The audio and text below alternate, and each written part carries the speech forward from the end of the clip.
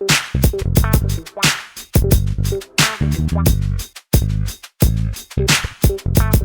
I'm Kevon Owen. This is Shockley, and we do counseling. And sometimes when we're doing counseling with adults, a theme that I see is a lot of adults think that they've outgrown friendship, or that they don't have very many friends or friendships that matter.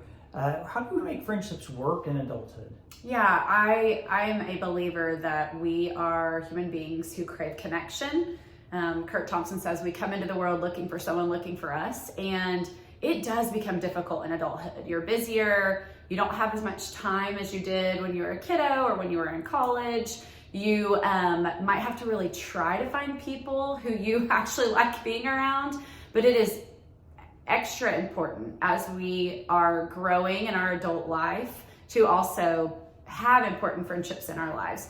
Time. We have to make time for friendships. If we don't make time for other people, it won't ever happen. And I know that time is such a commodity in our day and age, but those friendships that we make and the time that we spend with them do reap rewards and benefit. It would be an inconsistent message to say, hey, I value my friendships, and also to not create time for them. Now, if you're guilty of doing that, you're in good company. Most adults with jobs and kids will from time to time do that. But actually, like when you run into that person at Target and you're like, hey, it's been 3 years since we last did something together, there are very practical things you could do, like putting it on your calendar. I have alarms set in my phone to call people on a monthly basis, even if it's 10 minutes, but I value the relationship, and there's some work that you can do to kind of create and maintain friendships in adulthood. I lost the opportunity to hang out with people in biology class, but I can create opportunities in my habits. One thing I hear a lot of adults saying is, I'm just tired. I'm tired, so I don't make time. And I believe at this juncture in life that there's no other way to be except tired right now. And so if you do value having friendships in your life and it's just not there right now, you might just have to be tired and have friendships in your life. Go to coffee, go to dinner.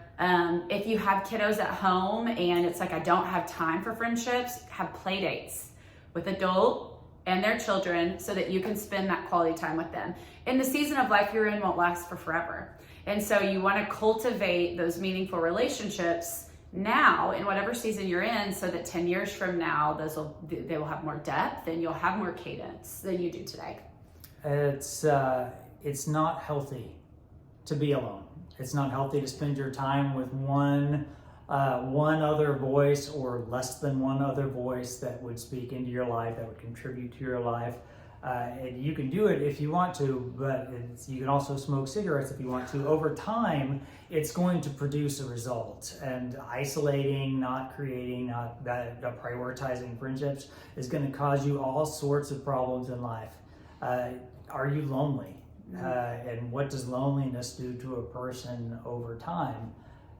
Some of this is important, even if you're sitting there going, I don't particularly need friends. I've got everything I need, and I got my best gal by my side. Well, you do need more. Otherwise, God would have created you on an island by yourself with your best gal by your side. But unfortunately, He made us leave the island.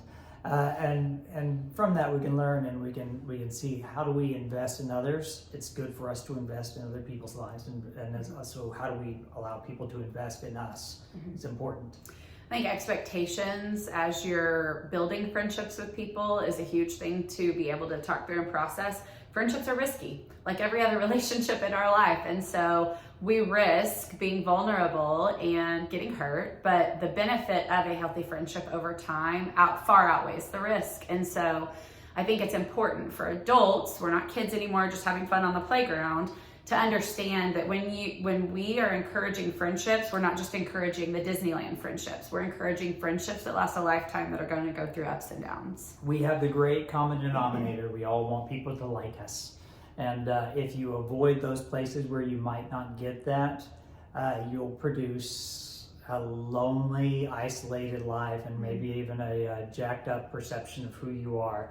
People don't like me. People don't want to be around me. And that's probably false. What's your sample size? What are you doing to change that? But the knowledge that that you're coming from this place of wanting them to like you, and secretly, even if they're the most confident, outgoing person ever, they want you to like them. And if you give that, it makes it a lot easier. Yeah. So if you want to talk about how to build friendships in adulthood, contact one of us.